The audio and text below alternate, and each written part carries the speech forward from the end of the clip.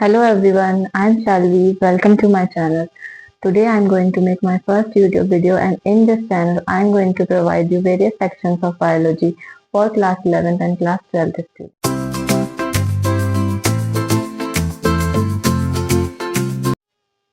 सबसे पहले आज हम पढ़ेंगे genetics.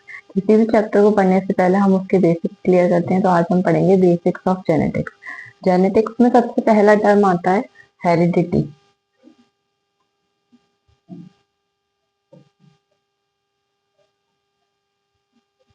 Generation after generation transfer of characters is called heredity.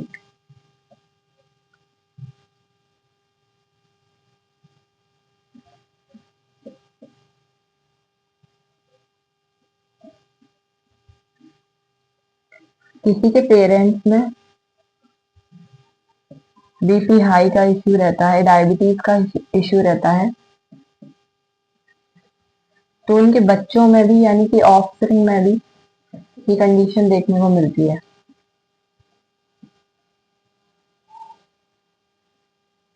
क्योंकि इनका भी बीपी हाई रहता है,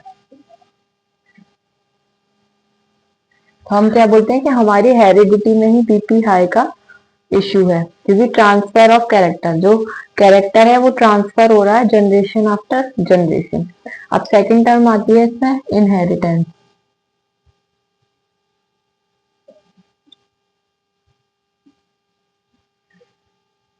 ये जो प्रोसेस है, process of transfer of characters, इसे हम बोलते हैं इनहेरिटेंस।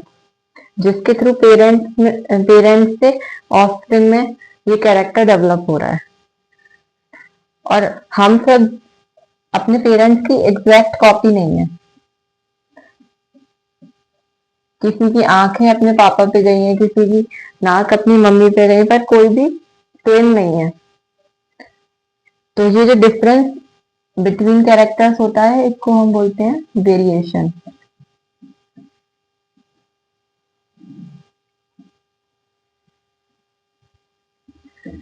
और जब हम इनहेरिटेंस एंड वेरिएशन इन दोनों को मिला देते हैं, तो उसे हम बोलते हैं जेनेटिक्स।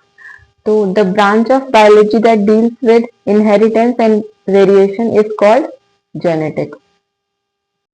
तो अब हम बात करते हैं कैरेक्टर की। What is character?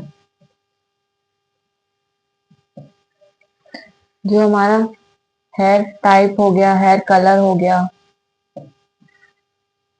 जैसे कि किसी का हेयर कलर ब्राउन है, किसी का ब्लैक है, ये सब कैरेक्टर है। स्किन कलर है, कोई गोरा है, कोई काला है, ये सारी चीजें आती हैं कैरेक्टर के अंदर। और ये जो टाइप है कैरेक्टर, हेयर कलर हो गया, उसका जो टाइप है, जैसे कि ब्लैक हो गया, उसमें ब्राउन हो गया, आई कलर भी हो सकता है कैरेक्टर, किसी का ब्लू होता है, किसी का ग्रीन होता है। तो ये जो टाइप ऑफ कैरेक्टर है, इसको हम बोलते हैं ट्रेट।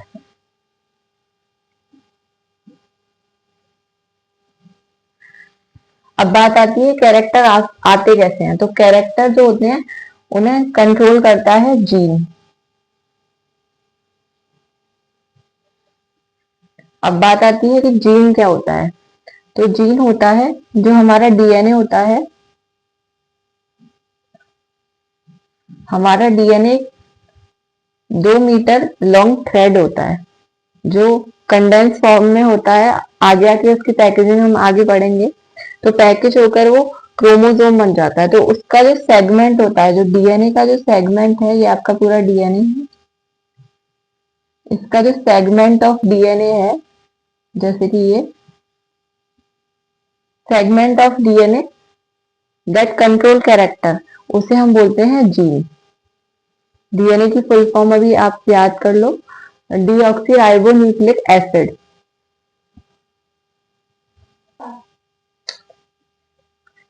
तो जीन सेगमेंट ऑफ डीएनए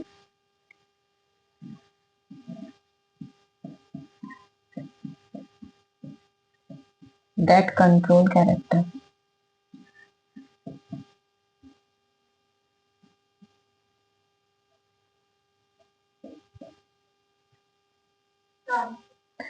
अब कैरेक्टर को पढ़ना ह्यूमंस में थोड़ा डिफिकल्ट होता है, तो आपने नाम सुना होगा, फादर ऑफ जेनेटिक्स बोलते हैं ग्रेगर जॉन मेंडल। तो मेंडल ने प्लांट लिया था पाइसम सेटाइवम, जिसको आप गार्डन पी बोलते हो। क्या नाम होता है मटर का? गार्डन पी आप जिसे बोलते हो।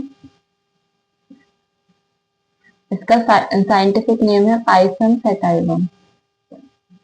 इसमें उन्होंने कैरेक्टर्स को स्टडी किया था और फिर अपने रिजल्ट दिए थे।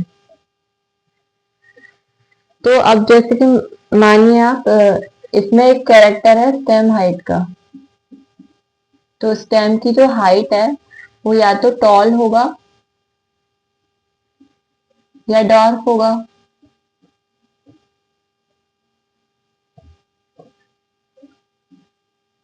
तो स्टेम हाइट का जो हमारा जीन है,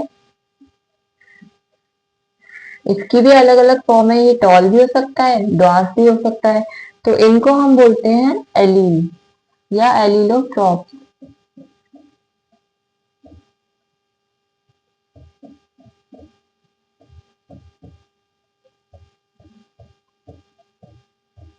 तो, तो एलील क्या हुआ? Alternating form of gene is called allele.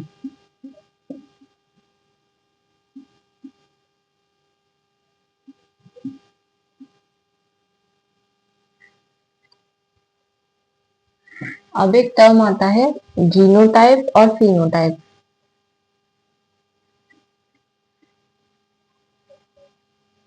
Genotype हम एक्सपेरिमेंटली ही बता सकते हैं।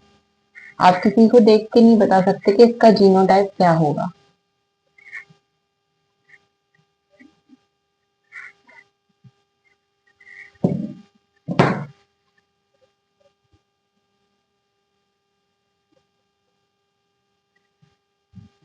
जीनोटाइप जेनेटिक मेकअप जो होता है उसे हम बोलते हैं जीनोटाइप। अब ये आपको आगे चल के और अच्छे से समझ में आएगा। फिनोटाइप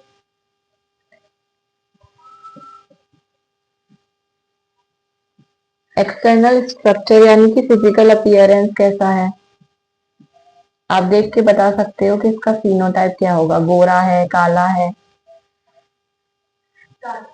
अब बात करते हैं जीन आया कैसे।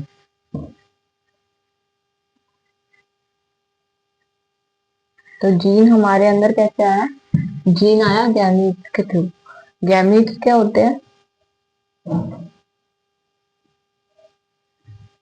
Reproductive cells.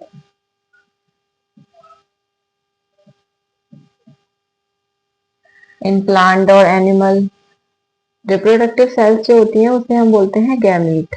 जैसे कि जो फीमेल में होती है उसे हम कहते हैं ओवम या ओवा।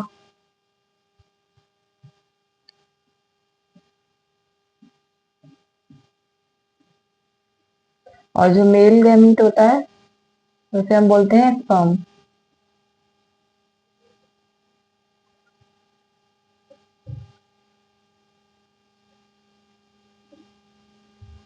अब एक टर्म आता है क्रोमोसोम।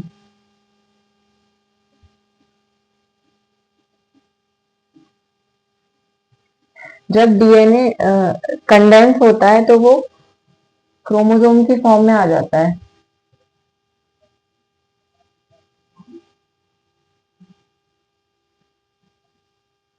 यह है क्रोमोसोम, डीएनए की कंडेंस फॉर्म। क्योंकि 2 मीटर लॉन्ग थ्रेड हमारी बॉडी में नहीं आ सकता ना, तो वो पैकेजिंग करनी पड़ती है उसकी।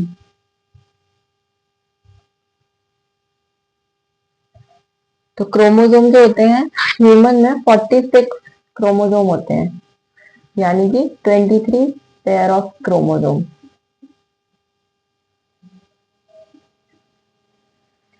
जो कि जब गैमीट होते हैं तो यहाँ से मदर से 23 आया, फादर से 23 आया, तो हमारे जो सेल बनी वो बनी जाइगोट।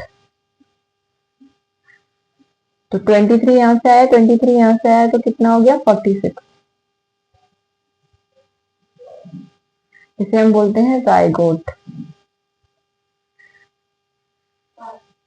तो हम बोल सकते हैं कि हम ये भी एक सेल है, मेल गैमीट फीमेल गैमीट भी सेल है, हम भी एक सेल से ही बने हैं। तो हम बोल सकते हैं कि हम सेल से बने हैं, इसलिए सेल जो हो गई बेसिक यूनिट हो गई हमारी लाइफ के लिए। तो यही से आप समझ लो कि सेल को हम बेसिक यूनिट ऑफ लाइफ क्यों बोलते हैं, क्योंकि हमारी लाइफ की स्टार्टिंग एक सेल से हो रही है।